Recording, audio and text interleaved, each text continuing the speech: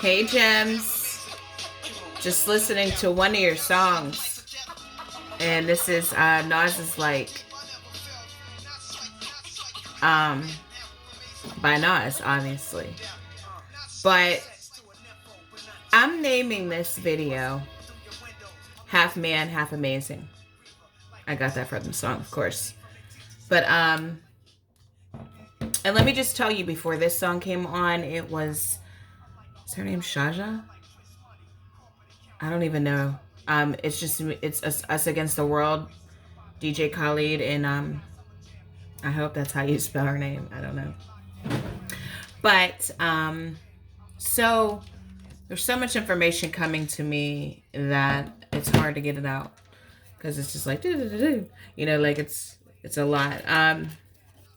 But what I'm seeing is, guys, that there's a breakthrough that some of you may already have felt, just came into, and if you haven't, it's right around the corner here.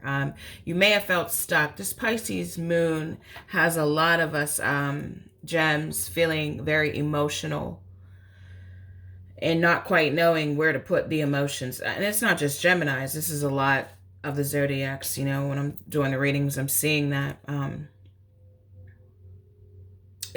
It's been a big, it's a lot of energy, right? Pisces is emotional.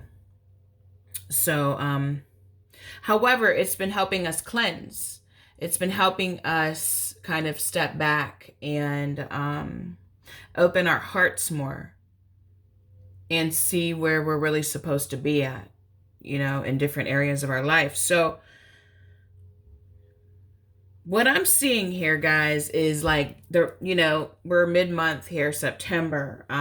But this is about securing the bag with Four of Gems, which I believe is Four of Pentacles.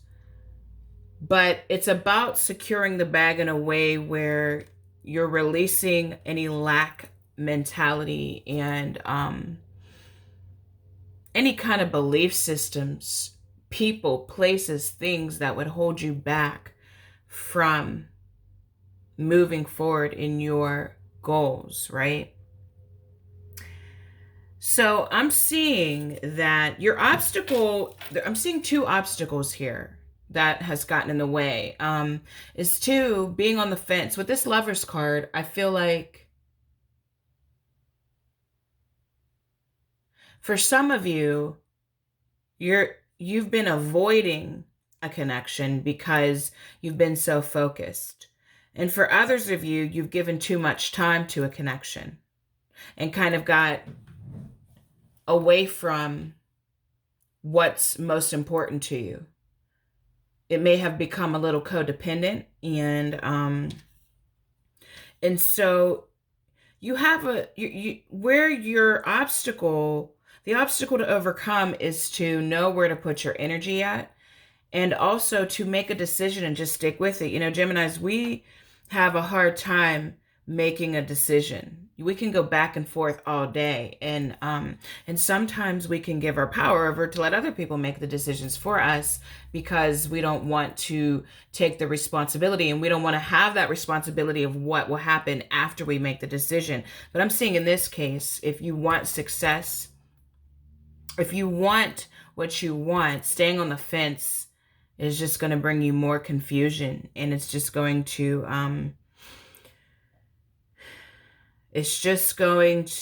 stop your progress when there's so many beautiful things in store for you. Okay. And so what you want to avoid is the Eight of Cups, sacrificing, self-sacrificing.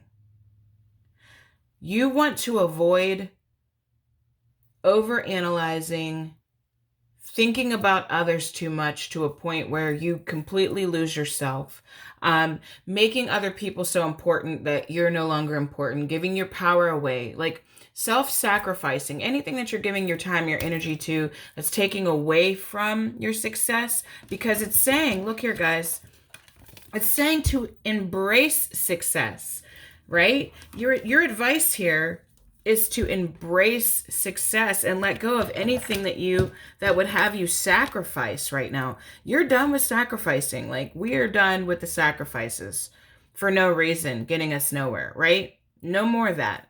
No more feeling like you have to work so hard for things or try so hard. If you have to try so hard energetically, it's not worth your time. Or you need to change this and the way that you're perceiving it. But it's saying to embrace support and success. And so I feel like there's somebody in your life right now, Gemini, who is like a breath of fresh air to you, who's going to really help you, with these goals that you have, and just make life a little lighter for you. And you want to prioritize your time and see if where you're giving your time to is actually like bringing life to you, or is it taking away? I was listening to Carolyn Moss, is her name. She's a spiritual teacher, and she was talking about power. And, like, I love talking about power, but it was never, when I talk about personal power, it's never about like trying to take people's power or become so, powerful in a way that's in your ego, but more about what you can do in your choice with the power that you have. And she said, like, instead of thinking of energy, exchange the word energy for power. And I thought that was like, wow, like that's what I mean when I say power. But who's taking your power? What's taking your power? What are you giving your power? And we could substitute the word power, energy, to, because whatever's draining that is literally taking your power, and you only get so much. You know what I'm saying? Like, you have to be careful who and what you're giving it to. And if something's not working and you're doing it over and over and over again, then you've got to step back and look at that. And I think that's what you're doing now. I think that's what, with this death card, this transformation that you're going through is a major accomplishment. And it's been rough, right? It's been rough. But I'm seeing to make sure, Gem, that you stand in your power, in your own energy, and do not make other people responsible for what you're responsible for, what you can handle yourself, right? I mean, get support, because the advice is also to gain support. Lean on people that you know have your back. Do not lean on people that don't have your back. Don't keep doing the same thing over and over again and expecting something different, unless you want to go insane, which right now with the sacrifice card, it as something to avoid. Like, and I think this is the 8 of Cups. You don't want to keep going in that same direction over and over and over again, going around the same cycle over and over again. This reminds me, like, I was listening to The Quietest Revolution, and she did a reading for Gemini back in like the end of last year, and she said something about the perpetual tower, like experiencing the perpetual tower moment over and over and over again. And what that meant, and from my understanding of how she explained it, was like your mind, in like doing something over and over again that is going to bring you the same exact thing, is causing you to experience the tower moment like every other day, or consistently and constantly. It's like you're inviting that tower moment. And that tower feels like it's like a surprise, a constant surprise and shock to your system and your emotions, where you're like, oh shit, what am I going to do now? And it's like panic, right? And that emotional roller coaster that you don't want to keep inviting back into your life over and over and over again. Some things just aren't working.